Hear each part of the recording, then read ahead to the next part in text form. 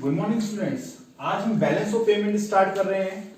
Balance of payment, foreign exchange और balance of payment दोनों 6 marks के आते हैं।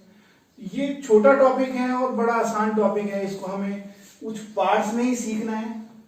तो हम स्टार्ट करते हैं बैलेंस ऑफ पेमेंट होता क्या है। तो इसकी डेफिनेशन देखते हैं हम।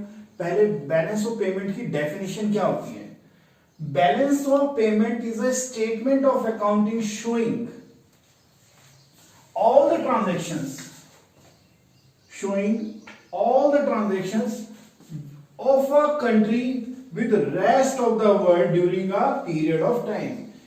एक कंट्री का, अगर हम let's say in our case it is India और रेस्ट ऑफ द वर्ल्ड, अगर हम यूएसए, यूके, चाइना, किसी भी कंट्री के साथ में अगर हम ट्रेड करते हैं तो वो सारी ट्रांजैक्शंस कहां रिकॉर्ड की जाएंगी, बैलेंस ऑफ पेमेंट में। उसके लिए एक अलग सा अकाउंट बना रखा, balance of payment account.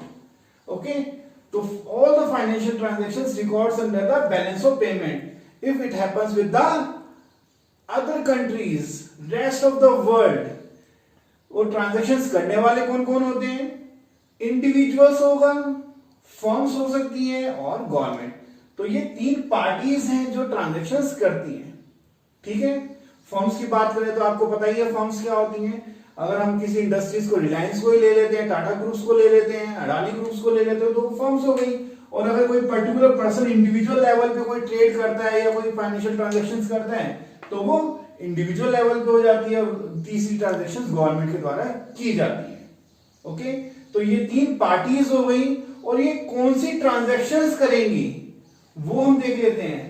Monetary transactions related to export and import of goods, उसको हम विजिबल ट्रेड भी बोलते हैं। विजिबल मतलब अगर मैं मार्कर्स की ट्रेड करता हूं तो दिस इज विजिबल आइटम्स, और अगर मैं टीचिंग यहां से पढ़ा रहा हूं, ऑनलाइन क्लासेस ले रहा हूं तो वो इनविजिबल। तो विजिबल ट्रेड और इनविजिबल ट्रेड, अगर कोई भी ऐसी चीज जो हम जिसको देख सकते हैं, छू सकते हैं, विजिबल, टेंजिबल, तो वो सारे गुड्स क्या होते हैं, विजिबल आइटम्स, और इंपोर्ट्स और गुड्स में आ जाएगा।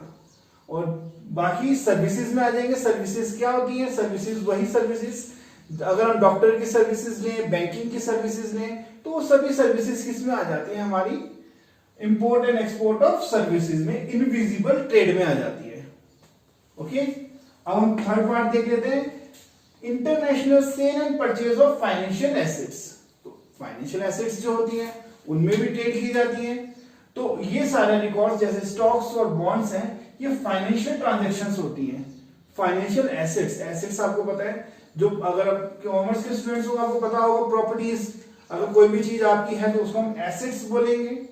तो कोई भी फाइनेंशियल एसेट्स की जो सेल एंड परचेज होती है वो भी हमारी बैलेंस ऑफ पेमेंट में ही रिकॉर्ड होती है, अगर वो इंटरनेशनल है तो। Note down this word, international. और international sale and purchase of real assets जैसे प्लांट या मशीनरी, वो भी कहां रिकॉर्ड की जाएंगी, वो भी यहां पर आपकी रिकॉर्ड की जाएगी बैलेंस ऑफ पेमेंट में। Okay students.